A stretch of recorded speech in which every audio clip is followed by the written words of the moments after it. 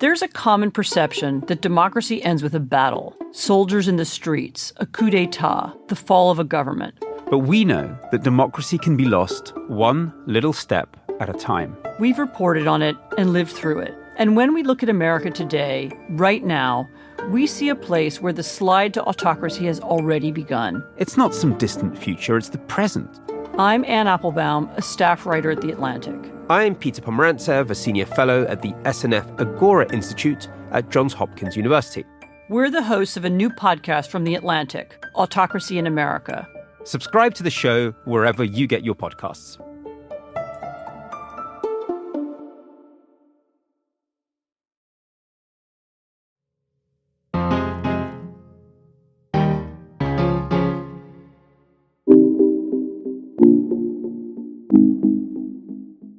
I think it's fair to say that the family has been deployed in this election in more overt ways than usual. A great example, the very tight, very closely watched race for Virginia's 7th congressional district. The Democrats are hoping to flip the seat. Their candidate is Eugene Vindman, an Army veteran and lawyer. But not only that, he's a dad. This is our dad. I'm Eugene Vindman. And he is running for Congress. And I approve this message. Just say hi, Dad. Hi, Dad. Vindman's adorable redheaded daughter gives him the sitcom dad treatment. She jabs him in the ribs, and his wife and son laugh. It's all very cute. And it's all part of a very explicit strategy. In a place like Exurban, Virginia, Republicans are vulnerable, especially with women voters. The gender divide between the two parties is big and growing. So in Vindman's other ad, he takes on his opponent, Derek Anderson, for being a MAGA extremist, and particularly on this one important issue. When Roe v. Wade was overturned, Derek Anderson said the Supreme Court got it right. He's wrong, because now women face criminal prosecution and life-threatening complications. In campaign ads across the country, Republicans and Democrats are fighting for the hearts and minds of women by showcasing the women, more specifically, their wives and daughters. When we call a family meeting, the first vote's always the same, 6-1. 7-1. I want one thing and our 6 daughters want something else, 6-1. And me, 7-1. I believe abortion should be safe, legal, and rare. I don't want politicians dictating health care for my daughters. When Larry Hogan married my mom, he became a father to 3 strong, independent women. As Pop-Pop to 4 granddaughters, we know you can trust him too. I'm Larry Hogan, and I'm proud to approve this message. To bring it back around to that Virginia race, the Republican in that race, Derek Anderson, doesn't have a wife or daughters or any children, just a fiancé. Derek Anderson, an unmarried GOP candidate in Virginia, posed with his friend's wife and kids to give the impression he is a family man. The photo was used in a campaign video, but again, they are not his family. He posed with his friend's wife and children in front of a house and a lawn in a holiday card configuration that very much left the impression that this was his family.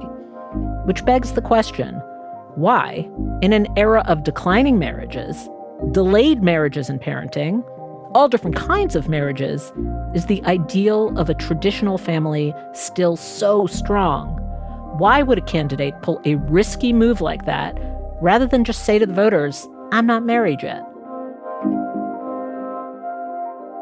I'm Hannah Rosen, and this is Radio Atlantic. Cat ladies, our dad in plaid, Mamala. Judging from this week's VP debate, both sides are fighting for who has a lock on being more pro-family. But that fixation didn't start in 2024. It has deep roots in American history. And weirdly, the more the American family shifts and changes, the more certain segments of society cling onto it for dear life. Certain men are drifting conservative, while women are drifting more liberal. And the irony is, that's affecting the actual American family. Fewer people are falling in love and starting a family.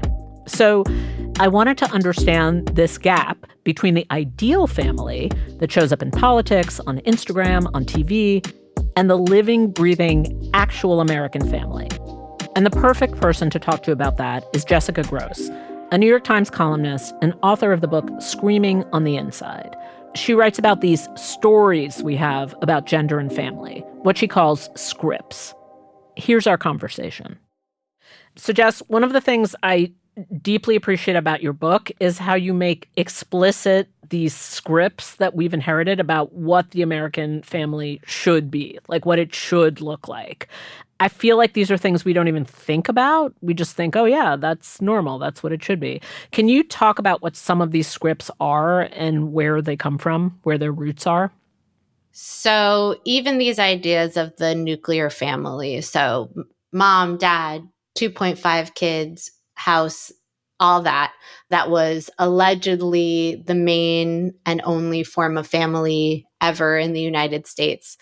It was never true for everyone. Even at its peak, there was lots of sex outside of marriage. There was lots of divorce. There was lots of separation that didn't become a divorce. There were single parents. There's all sorts of different family structures. But where does it come from? Shorthand is the Industrial Revolution created a real divide between the domestic sphere and the public sphere. So in pre-industrial America, everybody was in and around the home. Moms, dads, extended family, servants if you were wealthy, and kids worked. The Industrial Revolution happens. They create this sort of separation between the workplace and the home.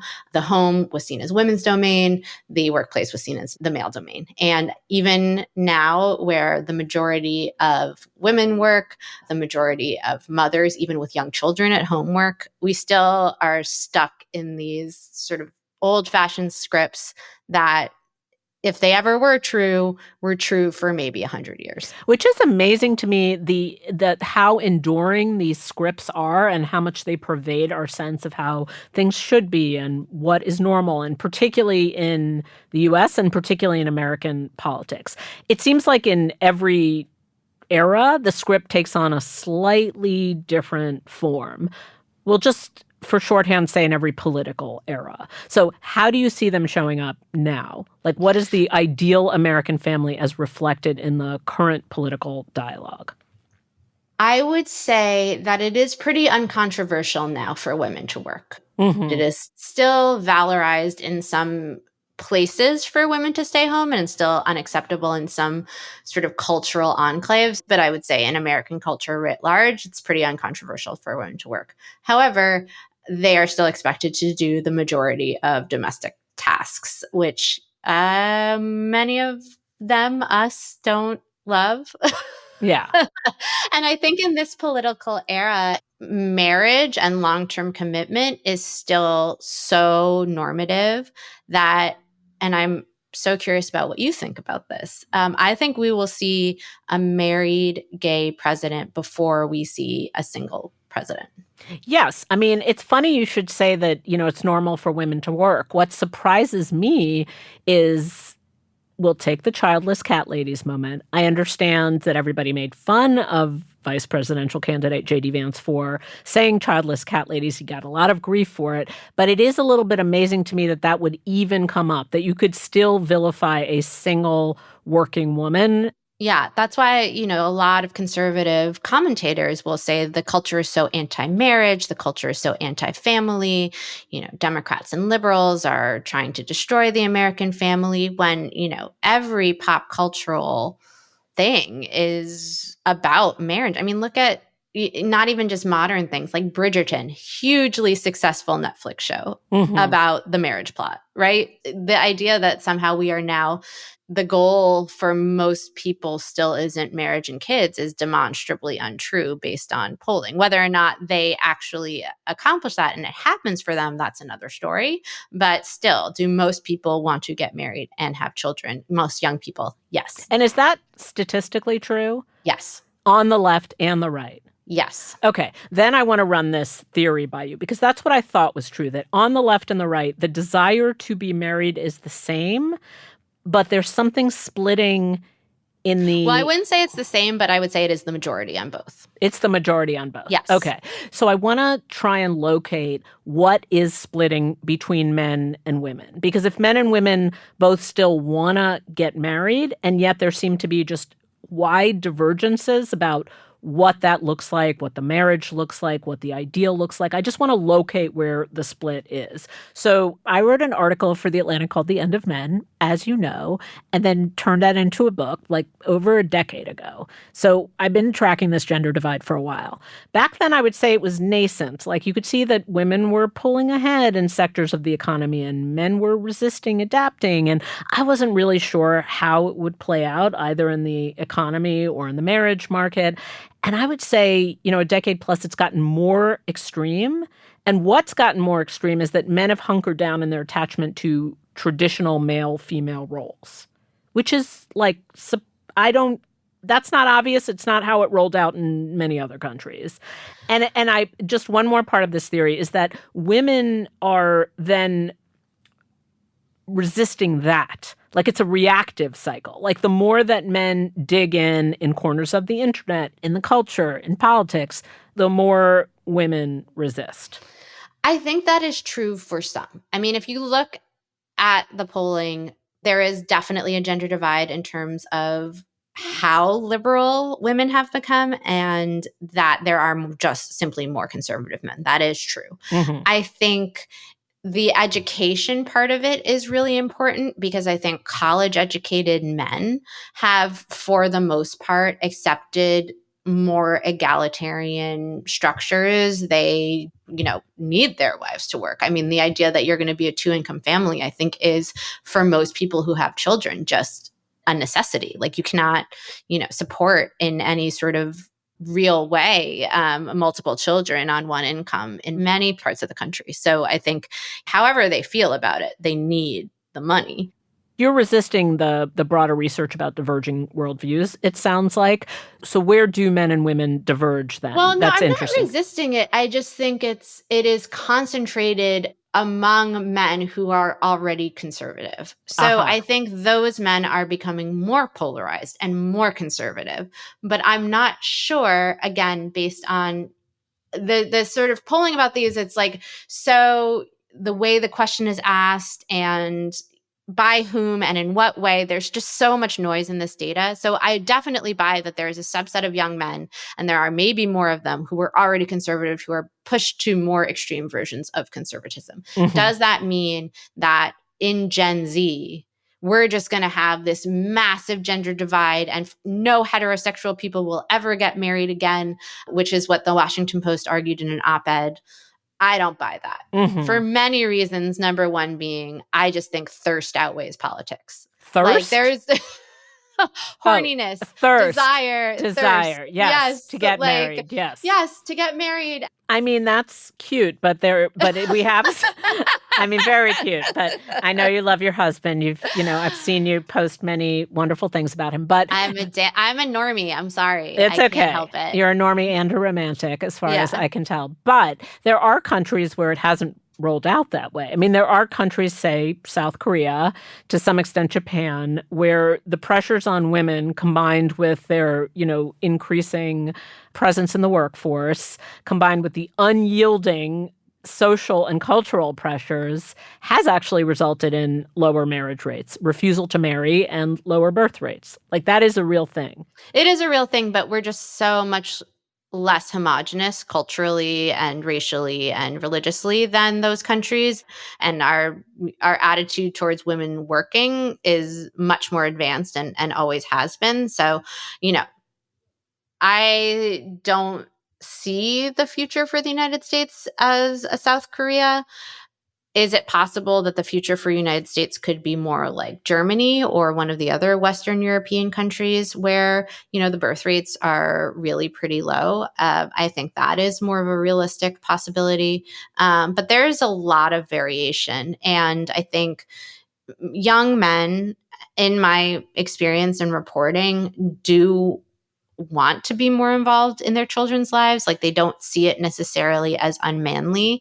The thing that they do see as unmanly is earning significantly less than their wives. Mm-hmm. That always does seem to be the sticking point. So I do think we have successfully, for some, not for everybody, made caretaking seen as an acceptable thing for men to do. Across social classes? It depends. It really depends. I think there's a lot of, I think we live in such a big country. We live in such a, specific country regionally. And I think that does cut across class to some extent. I often think about this Republican pollster that I interviewed, and she was talking about how paid leave is popular for everyone. Like men really want it too. And she described talking to a rural dad who had an hourly job. And he was talking about how his wife had a C-section and she really couldn't lift anything. And he really wanted to be there to help her. That was not seen as unmanly or whatever to him. Like that was extremely desirable and what he really wanted. And he couldn't afford to take the time off work because he's an hourly worker. So he doesn't work, doesn't get paid. So I think about that a lot. I think it just really depends. But I do think more women going to college and college graduates, for the most part, out earning non-college graduates, I see that as a potentially bigger problem. Right. You just have women in the middle class who are just out earning the marriageable men around them. Right. After the break, we go back to politics and talk about how these gender dynamics are affecting the upcoming election.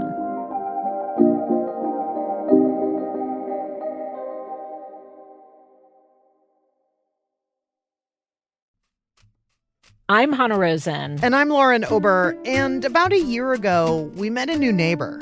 She'd moved to our Washington, D.C. neighborhood to get justice for her daughter, who was shot and killed at the U.S. Capitol on January 6th. Ashley Babbitt was absolutely murdered. When we found out who our neighbor was, we could have decided to give her the cold shoulder. After all, January 6th was an assault on our city. Or we could be neighborly. So that's what we did. Before we knew it, we'd fallen into this upside-down world where insurrectionists are heroes who might try to save our country a second time. Like, how long are you going to stay in D.C.? I plan to stay till, January 7th. And where our neighbor, kind of an icon. Look inside yourself and be your own hero. Stand up and We live here now. From The Atlantic. Follow wherever you get your podcasts.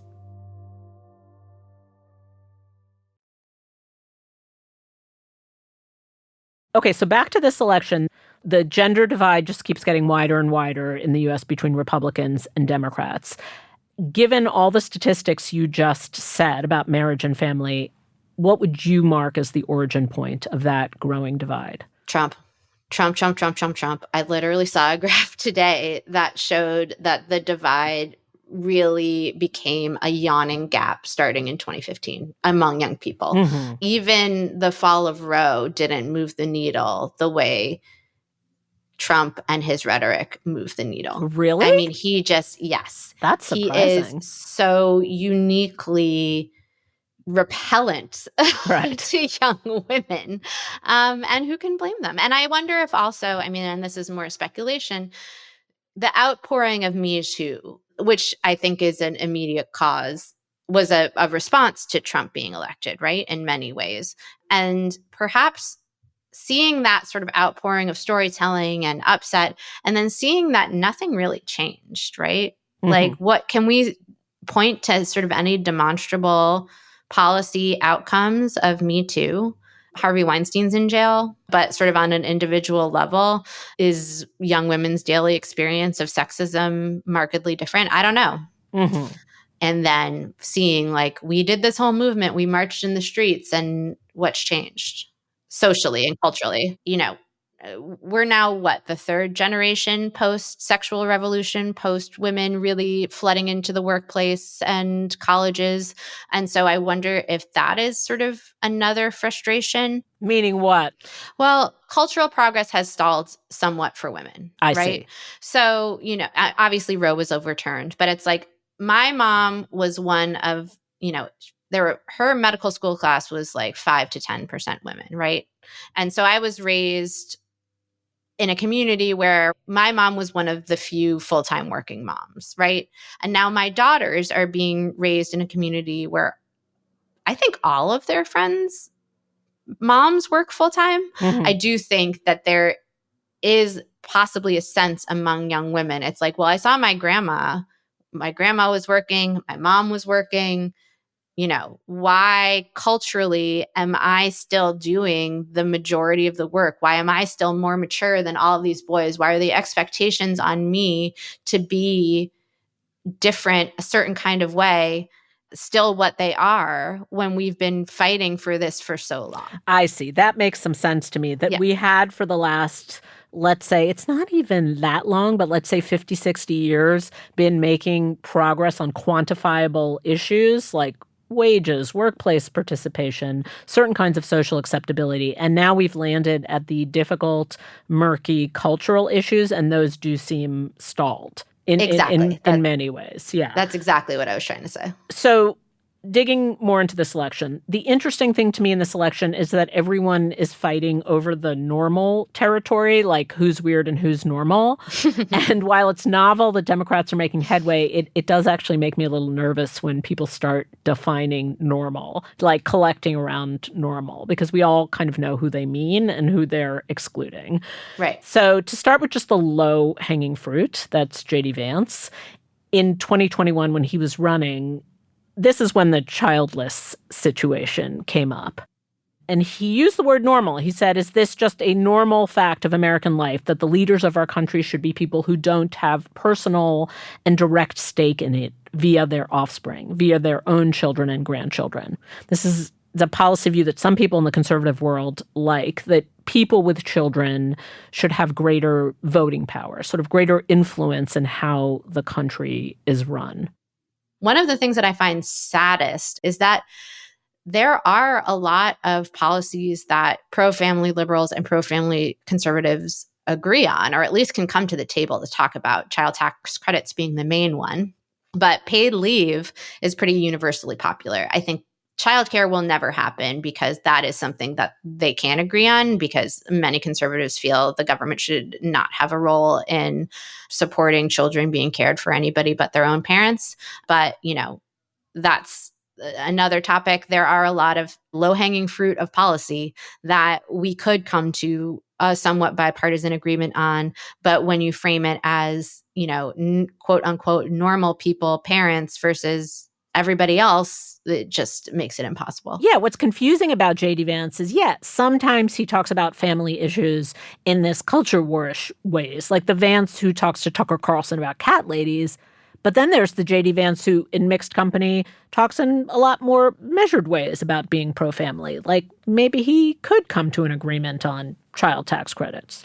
Well, listen, I don't know what is in this man's heart. Mm-hmm. I have never spoken to him, but I suspect, based on the things he said before he became pro-Trump and the things that he said after he became pro-Trump, that this is calculated. I don't know that it's a sincere belief. I just don't know. He has, explained his sort of change and revelations, and he's converted, and he's moved to a different mindset. Mm-hmm. And that's, maybe that's genuine. I don't know. Mm-hmm. I mean, to me, it's just bad politics because there are a lot of people without children who vote Republican. Right.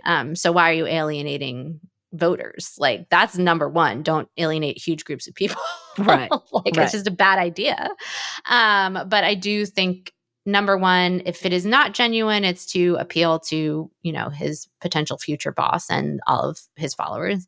And if it is genuine, I think it is pushed further and deeper by reading and listening to sources that just echo a very narrow idea and push you further into the same talking points and surrounding yourself with the same people who only believe these things, and sort of gets you into sort of more extreme territory on these issues. Yeah, I suppose that's the whole other version of J.D. Vance, which is the very online version of him. Like when he's gone on conservative podcasts in the past and talked about like how childless leaders are more sociopathic. This is the kind of language that comes from certain corners of the internet. Yeah, and if you hear him talk on, all these podcasts that people were furiously clipping, it's clear when he speaks to this audience of conservative bros, it's almost unintelligible to to people who are not sort of versed in their shorthand. One thing they often say about parents versus non-parents is that non-parents don't have quote unquote skin in the game. And it's just like, what do you mean? They're part of society. They're in the community. They're using parks. They're using roads. Like, they do have skin in the game. Like, they do. I just want to say, I am the parent of 3 children. I love my children. I find this argument to be absolutely absurd because people who have children are narrowly focused on their family and their children. And anybody who doesn't have children is probably spending a lot more time thinking about the community, making more logical decisions about broader issues and what should be done. Like, I would not pick a busy parent of 3 kids to be the one to make like broad social policy and decide what our future is. You're welcome to write me all the hate mail you want, parents. Again, I have 3 children and I love them all. But I find just like the base idea that parents are more invested or intelligent about the future to be absurd. Well, actually, the part of it that bothers me more is the idea that parents are more moral than non-parents. In statements defending them, both Sean Combs, he is accused of like really vile sexual assault. And then Justin Timberlake, who was pulled over for driving under the influence, they said that they were family men. Oh. And they used that phrase, family men. And it's like, who cares? Right. It has absolutely nothing to do with the crimes they are alleged to have committed. Yes, absolutely. And that it's even in the year 2024 used as some kind of defense or, moral superiority or whitewashing or whatever it is like insane to me. I mean, I think this is why I love in your book this surfacing of the scripts, because there's just an unconscious, assumed family equals good. And so you can just call that up in any moment that you need to. You know, it's just so exactly. So he could be a terrible Puff Daddy, I wouldn't want him to be the parent of a young girl. Donald Trump is a family man. Exactly. Like, who cares? Yes, that's a like a data point about someone, like their age. It doesn't say anything about their moral worth or goodness.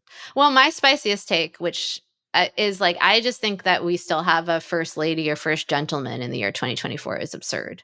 This is an unpaid job. Why? For what? Pay someone to do that job and stop making the president and the vice president our mommy and daddy. Mm-hmm. Like, what Freudian nonsense is this? Like, I don't like it at all. And I hate the focus on, the scrutiny. I felt so bad for the scrutiny on the Bush twins and Malia and Sasha Obama. Like, leave the kids alone. Leave Barron Trump alone. Let him live at NYU. I don't care what he's doing. Like, I hate it. I hate all that. And that is the one thing I agree with Melania Trump about. Like, leave them alone. Just leave them all alone. Do not bring this sideshow into the government. Like, it has nothing to do with the job of being president. Right. And it shouldn't. Right. So what is the Democratic vision of families? Like, what do we actually see from the left?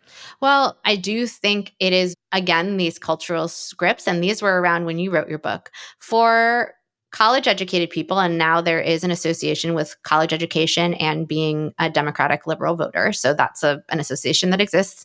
Children are seen as the capstone. So you get married, you get a good job, you then have kids. And I think that there is more room in conservative cultures to have kids when they come. And there's also a lot more pressure not to have, in religious circles, to not have sex before you're married. And if you do, get pregnant, to get married. And that association is actually loosened over time, but it's still, I think, somewhat of the attitude that, like, you should have kids really young. And even if you can't fully financially provide for them, that's okay. You'll figure it out.